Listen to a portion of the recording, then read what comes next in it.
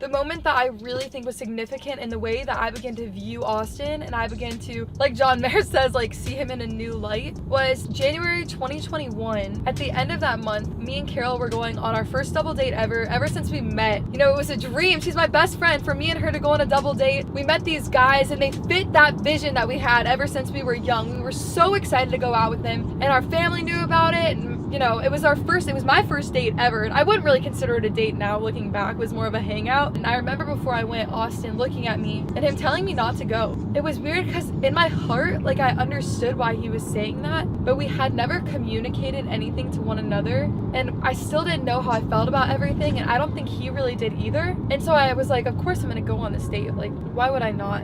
And in the date, this guy was everything like my flesh had wanted. And it was so empty. The whole time I was really thinking about Austin and how rare he was and how much he valued the parts about me that I valued most. And so from that date, I went home. I didn't tell anybody about any of that because again, that wasn't something that I thought was gonna escalate or I could ever have the courage enough to bring up. After that date, we took a family ski trip to Colorado. And when we were in Colorado, me and Austin never really hung out, never really even talked. And I remember us playing a puzzle together because we've always both liked puzzles and board games, and we're both grandparents at heart. Everyone was kind of looking at us weird, doing the simplest thing because I'm telling you, that's how like not normal it was for us. During the last day, I was such a bad skier and everyone kept leaving me and I thought I was good and I almost busted my butt. But the last day, Austin decided that he was gonna stay back with me and teach me how to ski. And he was so patient with me and so kind, and it really made an impact on me that day. And I could see the way that God created him so caring and so nurturing.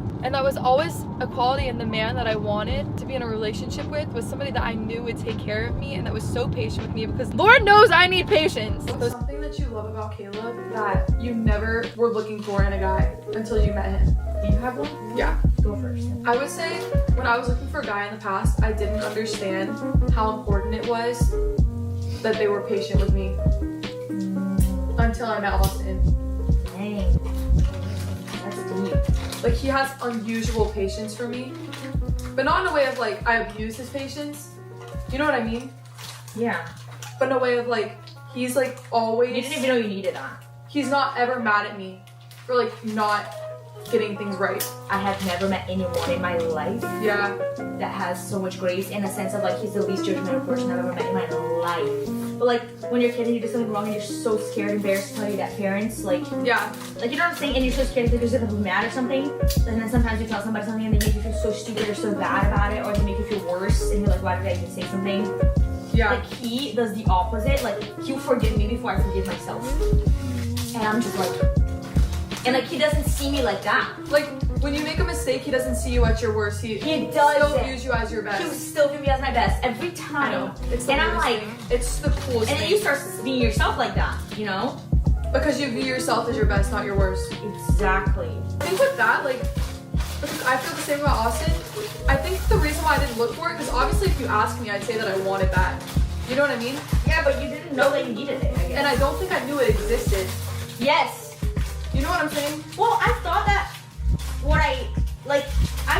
what they could be is what I've seen in other people be. You know, in a sense of like, yeah, he won't be judgmental the same way that like, I'm not judgmental, but he's like another level that I didn't even know was possible, in a sense, you know? It's true, and honestly, Austin's like this, and so is Caleb. Like, I don't know if Caleb's like this, but I feel like he is. Austin always gives people the benefit of the doubt. Like, always. Oh my gosh. Like, Yes. to a default. Like, Caleb, somebody could yes. so obviously do something wrong, like, Yes. intentionally. Yes. Like, to where if you give them the benefit of the doubt, like, honestly, you're stupid. Like, you feel stupid because it's so obvious what they're doing. Yes. But even still, he gives them the benefit of the doubt and always assumes the best in people. He's so not offended.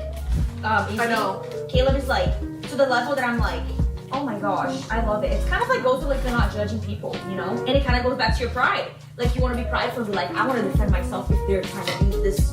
And it's like, sometimes it didn't even mean like that. And at first I used to get irritated at him for being like that because I'd be like, dude, you need to defend yourself. Yeah. But then I realized, like, no, like, I actually want to be like that because Yes. knowing that God's going to defend you and you are never going to, like, be hurt in life by just expecting the best of people. Your life will only be better just thinking people are better. So true.